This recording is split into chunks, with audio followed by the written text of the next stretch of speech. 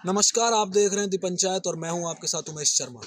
पिछले साल के बिहार विधानसभा चुनाव तो आप लोगों को याद होंगे ही। बिहार के दरभंगा में एक विधानसभा सीट से एएमयू छात्र संघ के पूर्व अध्यक्ष मशकूर उस्मानी कांग्रेस के टिकट पर चुनाव लड़ते हैं, जिसके बाद बिहार की राजनीति में घमासान पैदा होता है। और वो घमासान किस लिए?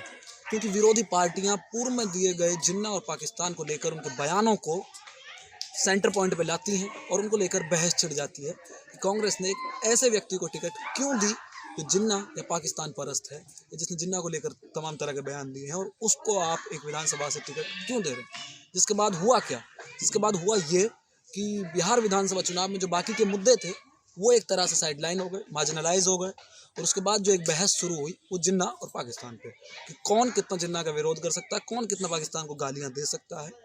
ये लेवल वहाँ पे शुरू हो गया कि मतलब एक तरह से आपको अपनी राष्ट्रवाद अपना साबित करना था, वहाँ पे आपको अपना नेशनलिज्म प्रूव करना था। और बनिस्बत की सड़कें क्या थी, रोज़गार की स्थिति क्या थी, बाढ़ से निपटने के लिए मुख्यमंत्री के क्या मतलब प्रोग्राम्स थे, वो काम हुए कि नहीं हुए, वो सब चीज़ों पे बहस मुलतवी हो गई और मतलब बात के लिए टल गई। लेकिन एट ए टाइम इलेक्शन में फिर जो हवा बना वो जिन्ना और पाकिस्तान। तो ये बात मैंने क्यों की आपसे, मतलब एक साल पीछे मैं आपको लेके गया बिहार विधानसभा चुनाव पे। साफ वजह है, अभी कुछ एक दिन पहले उत्तर प्रदेश के हरदोई में पूर्व मुख्यमंत्री और समाजवादी पार्टी के राष्ट्रीय अध्यक्ष अखिलेश यादव एक रैली कर रहे थे। वहाँ पे उन्होंने सरदार वल्लभ भाई पटेल की याद में कुछ मतलब बातें कर रहे थे, और उसी सिलसिले में उन्होंने बीच में एक जिक्र छेड़ा कि सरदार वल्लभ भाई पटेल, महात्मा गांधी, जवाहरलाल नेहरू और मोहम्मद अली जिन्ना, ये सब लोग एक ही इंस्टीट्यूट से पढ़े थे। और शायद आपने मीडिया में इतनी लाइन सुनी होगी, इतनी आपको सुनी, क्योंकि इतनी आपको मीडिया ने सुनवाई है। क्योंकि पूरा भाषण अगर आप उठा के देखेंगे, पूरी स्पीच की अगर आप क्लिप देखेंगे, तो अखिलेश यादव ने जिन्ना का जिक्र सिर्फ इतनी ही लाइन में किया है। और वो जिक्र भी किस हवाले से कि ये चारों लोग एक इंस्टीट्यूट से पढ़े थे, बस इतना जिक्र। हालांकि इसमें अखिलेश यादव का कोई सपोर्ट या अखिलेश यादव को हम बेहतर बता रहे हैं ऐसा कुछ नहीं है, वो भी दूध के धुले नहीं है।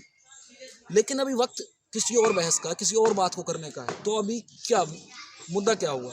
उसके बाद मीडिया ने हाथों हाथ वो लाइन उठाई, वो क्लिप उठाई, और उस पर प्राइम टाइम्स होने लगे, डिबेट्स होने लगी।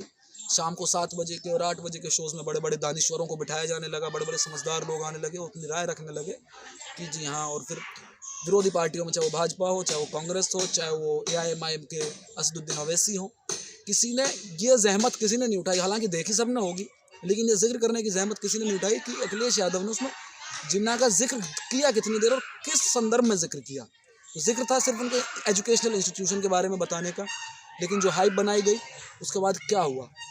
फिर मुद्दा वापस वही स्थिति जो पिछले साल मशकूर उस्मानी को लेकर बनी थी, वही स्थिति इस बार अखिलेश के उस बयान को उठाया गया, उस पर हाइप क्रिएट की गई, बयान लिए गए, और ये कर दिया गया कि अब उत्तर प्रदेश में जो मुद्दे थे बाकी के, चाहे वो सड़कों के हों, चाहे वो न्याय व्यवस्था, कानून व्यवस्था के हों, यूएपीए लगाने के हों, चाहे वो युवाओं को जेलों में डालने के हों, स्टूडेंट यूनियन या मतलब जितने स्टूडेंट्स को ऊपर केसेस के हों, या तमाम चीज़ों को, यानी कि जो बेसिक मुद्दे थे हमारे, रोज़गार, सड़कें, और वो सब मुद्दे आपके फिर आप भूल गए और आप अब इस बहस में आ गए कि जिन्ना का जिक्र आ चुका है, जिन्ना और पाकिस्तान। यानी कि जिन्ना और पाकिस्तान एक तरह से भारतीय चुनाव में एक कुशन बन चुके हैं कि जब भी आप चुनाव में जाएँ, चुनाव में उतरें, तो आप पहली बात तो इस अखिलेश यादव को इतना थोड़ी बहुत सेंस ऑफ अंडरस्टैंडिंग उस वक्त रखनी चाहिए थी शायद, कि जब आपको पता है कि ये चीज़ें इतनी सेंसिटिव हैं कि सामने वाली पार्टी ताक में बैठी है, कि उसको अपने वो ढकने के लिए ताक में बैठी है कि आप कब कुछ ऐसा बोलें, और आपके मुंह से चाहे वो एक ही बार जिन्ना निकला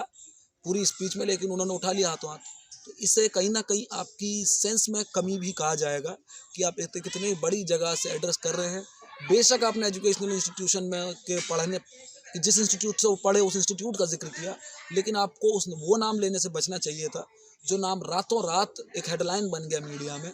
उसके बाद फिर उत्तर प्रदेश चुनाव की अब धुरी पूरी तरह से 180 डिग्री पर घूम चुकी है। अब सारी चीज़ें जिन्ना और पाकिस्तान सेंट्रिक हो चुकी हैं। समाजवादी पार्टी को अगर अब भाजपा घेरेगी तो उनके पिछले कामों पर नहीं घेर में जाएगी। अभी तक तो शायद पिछले कामों पर घेर रही होगी कि आपने सड़कें नहीं बनाई, आपने विकास नहीं किया, आपके टाइम में क्राइम इतना था, ये सब चीज़ थी। अभी तक तो शायद उन बातों पर घेर रही थी, लेकिन अब आपने एक बहुत आसान और सॉफ्ट क्वेश्चन उनको दे दिया है कि अब आइए और जिन्ना और पाकिस्तान पर हमको घेर कर खड़े हो जाइए। आपने मतलब इसको पैरों पर कुल्हाड़ी मारने वाली बात भी कह सकते हैं कि जनता के बीच में कुछ विमर्श कुछ और जाना था और विमर्श चला कुछ और गया है। तो इस चीज़ पर हमको तमाम तरह से कई एंगल्स से हमको सोचने की ज़रूरत है कि क्या हमें उत्तर प्रदेश की जनता को जिन्ना और पाकिस्तान पर सोचने की ज़रूरत है। क्या जिन्ना और पाकिस्तान उनकी बहस का विषय है? क्या जिन्ना और पाकिस्तान उनके डेली की 9 से 5 की नौकरी या फिर जितने भी वो काम कर रहे हैं अपनी रोजी रोटी के लिए, क्या जिन्ना और पाकिस्तान का उनमें कोई रोल है? इन सब चीज़ों को जनता को सोचना होगा और ये सोचना होगा उन तमाम नेताओं को भी, उन तमाम लोगों को भी जो कैंपेनिंग कर रहे हैं। पीआर कंपनीज़ को भी थोड़ा रिस्पॉन्सिबल बिहेव करना होगा कि आप कौन सी चीज़ को प्रमोट कर रहे हैं, कौन सी चीज़ को प्रमोट नहीं कर रहे हैं।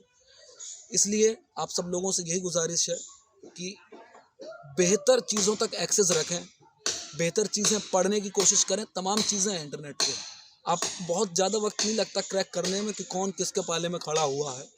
तो इसलिए आप लोगों से एक ये विनती हम कर सकते हैं आज से कि आप लोग बेहतर पढ़ें और बेहतर चीज़ें अपने खबरों के सोर्स के लिए बेहतर चीज़ें चुनें, जहाँ से आपको खबर मिले, न्यूज़ मिले, जहाँ से आपको आंकड़े मिले, फैक्ट्स मिले, जहाँ से आपको इन्फॉर्मेशन मिले। न्यूज़ के साथ साथ आपको वो न्यूज़ में नैरेटिव ना मिले, पर्सपेक्टिव ना मिले, क्योंकि किसी भी न्यूज़ ऑर्गेनाइजेशन के जर्नलिस्ट का काम पर्सपेक्टिव तैयार करना नहीं होता। हालांकि ये बात कोरी तब उपदेश ही लग सकती है आज के टाइम में, जबकि काम यही हो चुका है, जबकि नैरेटिव्स ही तैयार किए जा रहे हैं। तो इसलिए आप लोगों को इस चीज़ को बड़े विशेष तौर पर ध्यान रखना होगा कि जब भी आप चुनावों में जाएँ, कोई चर्चा करने या किसी बहस को दिमाग में रखें, किसी विमर्श को दिमाग में रख के अगर आप वोट डालने जा रहे हैं तो वो विमर्श सारे निकालें और सबसे पहले इस चीज़ पर गौर करें कि जो मूलभूत सुविधाएं हैं, मूलभूत ज़रूरतें हैं, वो किसने पूरी करी हैं। क्योंकि जिन्ना और पाकिस्तान भारतीय डिस्कोर्स में या भारतीय चिंतन में बहस का विषय नहीं हो सकते। वो चीज़ें गुजर गई, जो होनी थी, जो हो गई। 74 साल हो गए, आज भी जिन्ना पाकिस्तान है। और अभी तो हमारे मुख्यमंत्री जी 4 हाथ आगे चले गए तालिबान तक। तो इन चीज़ों से हमको सबको ही बचने की ज़रूरत है कि हमारे जो चिंतन है, हमारे जो डिस्कोर्स में क्या चीज़ें महत्वपूर्ण है, क्या चीज़ें महत्वपूर्ण नहीं है। तो बस इतना ही है, बाकी तो बहुत कुछ बातें करने को हैं, कहने को हैं। अभी भाजपा ने हाथों हाथ ये मुद्दा उठा लिया है, तो अब देखो कहाँ तक वो इसको ड्रैग करते हैं। चुनाव तक तो ये खिंचने वाला है ही, लेकिन आप लोगों को ये सोचना होगा, आप लोगों को ये समझना होगा, पढ़ी लिखी जमात को ये समझना होगा कि लोगों के बीच एक माहौल इस तरह का क्रिएट ना होने दें, उनको अपने मुद्दे ना भूलने दें।